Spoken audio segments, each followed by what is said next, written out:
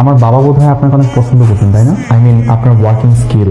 আমি আমার কাজে অনেক মনোযোগী, এজন্য স্যার আমাকে পছন্দ করতেন। যদি আপনার কাছে একটা হেল্প চাই, আপনি কি আমাকে একটু হেল্প করবেন? আমি কি করতে পারি? আপনি তো জানেন যে আমার বাবা অসুস্থ হয়ে বাসায় আছে, আর এমন ওর একমাত্র ছেলে। উনি চাই আমি জন্য খুব দ্রুত বিয়েটা করে ফেলি। উনি চলে যাওয়ার আগে আমার বউ দেখে যেতে চাই। আমি আমার বাবার কাছে আপনাকে নিয়ে যেতে চাই এবং আমি আমার বাবাকে জানাতে চাই যে আমি আপনাকে বিয়ে করেছি।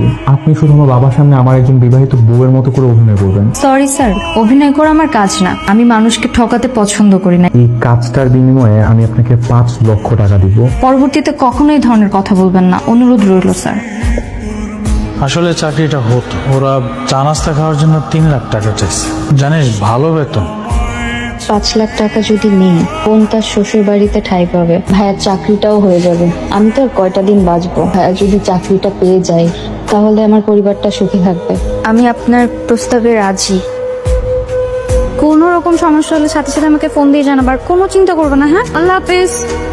আছে বাবা, মিথিলা সালাম করো। থাক থাক বেঁচে থাকো মা। কি ব্যাপার মিথিলা, হঠাৎ আমাদের বাড়িতে? বাবা, আমরা দুজন বিয়ে করেছি। বিয়ে করেছিস? কবে, কখন? আজকেই করেছি।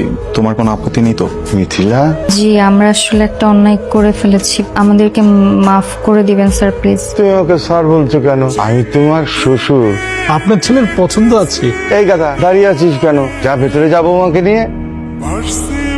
ওদি কোথায় যাচ্ছ? গাড়িতে ওঠো। না না, আমি গাড়িতে যাব না, আমি রিক্সা করে চলে যাচ্ছি, আপনি যান না। রিক্সায় যাবা মানে কি? ড্রাইভার যদি একবার বাবাকে বলে দেয় তুমি রিক্সা করে অফিসে যাচ্ছ, আমি বাবাকে কি জবাব দিব? আপনার সাথে আমি কিভাবে? আমি হচ্ছে আপনার অফিসের কর্মকর্তা। যেভাবে যাওয়া যায় সেভাবেই যাবা।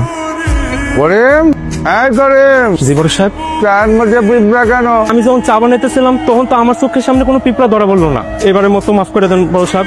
আমি খাবো না, এটা খাবো না। সবগুলো লোককে আমি খাম ধাক্কা দিয়ে বাইর থেকে বের করে দেবো। বাবা, রাগ কি কমেছে? যদি রাগ কমে থাকে তাহলে চায়ের কাপটা দিব, আর যদি রাগ না কমে থাকে তাহলে এই খালি কাপটা দিব ভাঙার জন্য। বাবা তা নিয়ে যাও, চা খাবো না। চা তো খেতেই হবে বাবা। বাহ,